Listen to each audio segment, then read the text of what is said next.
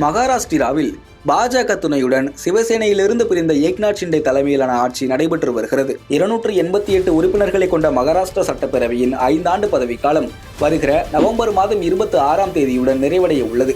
இதையடுத்து அம்மாநிலத்தில் சட்டப்பேரவை தேர்தலை நடத்த தேர்தல் ஆணையம் முடிவு செய்துள்ளது. அதன்படி நாளை மறுநாள் ஒரே கட்டமாக தேர்தல் நடைபெறும் என தேர்தல் ஆணையம் அறிவித்துள்ளது. நவம்பர் 23ஆம் தேதி வாக்கு எண்ணிக்கை நடைபெறும் எனவும் அறிவித்துள்ளது. இதையடுத்து அங்கு தேர்தல் களம் சூடுபிடித்த நிலையில் காங்கிரஸ் அங்கம் வகிக்கும் மகா விகாஸ் அகாடிக்கும் பாஜக அங்கம் வகிக்கும் மகாயுதி கூட்டணிக்கும் கடுமையான போட்டி நிலவுகிறது. மகா விகாஸ் அகாடி கூட்டணியில் காங்கிரஸ், சரத்பவாரின் தேசியவாத காங்கிரஸ், உத்தவ் தாக்கரேவின் சிவசேனா, சமாஜ்வாதி, விவசாயிகள் மற்றும் தொழிலாளர் கட்சி ஆகியவை அங்கம் வகித்துள்ளன. மகாயுதி கூட்டணியில் பாஜக, ஏக்நாத் ஷிண்டே அணியின் சிவசேனா, அஜித் பவாரின் தேசியவாத காங்கிரஸ் ஆகிய கட்சிகள் இடம் பிடித்து உள்ளன.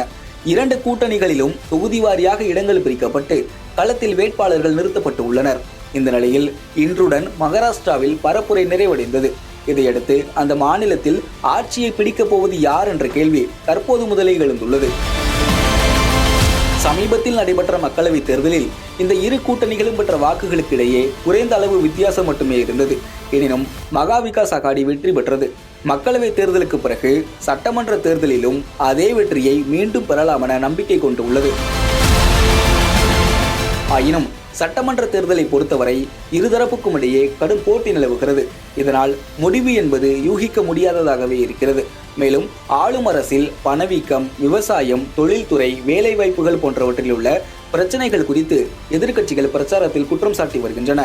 தொடர்ந்து ஆளும் அரசுக்கு எதிராக மராத்தா சமூகத்தினரின் இடஒதுக்கீட்டு பிரச்சனையும் முன்னிற்கிறது. இதன் காரணமாக இந்த சமூகத்தினரின் வாக்குகள் காங்கிரஸ் கூட்டணிக்கு போக வாய்ப்புள்ளதாக கூறப்படுகிறது. இவை எல்லாம் ஒரு புறம் இருக்க, மறுபுறம் 2 கூட்டணிகளிலுமே முதல்வர் பதவி ஊசலாடுகிறது. மகாயுதி கூட்டணியில் இந்த முறை தேவேந்திர பட்னாவிஸை முதல்வராக்க பாஜக விரும்புகிறது. ஆனால் முதல்வர் ஏக்நாத் ஷிண்டேவோ மீண்டும் பாஜக தம்மையே முதல்வராக்கும் என நினைக்கிறார். இதே நிலைதான் காங்கிரசின் மகா விகாஸ் அகாடியிலும் உள்ளது. காங்கிரசும் இங்கு நிறைய இடங்களில் போட்டியிடுகிறது. என்றாலும் முதல்வர் பதவியை பொறுத்தவரை சரத்பவாரின் கட்சியும் உத்தவ் தாக்கரேவின் கட்சியும் முட்டி மோதும் என்றே கூறப்படுகிறது. இதனால் தேர்தலுக்கு பிறகு அமையும் ஆட்சியின் முதல்வர் நிரந்தரமாக நீடிப்பாரா என்ற கேள்வியும் எழுந்துள்ளது.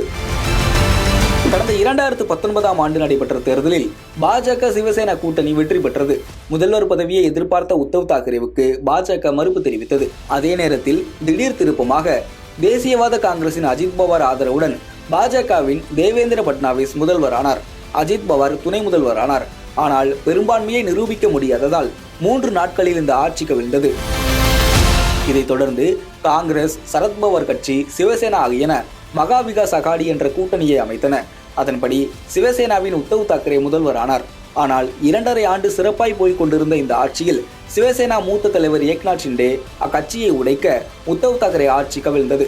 இதையடுத்து ஏக்நாத் ஷிண்டே பாஜக ஆதரவுடன் முதல்வரானார்.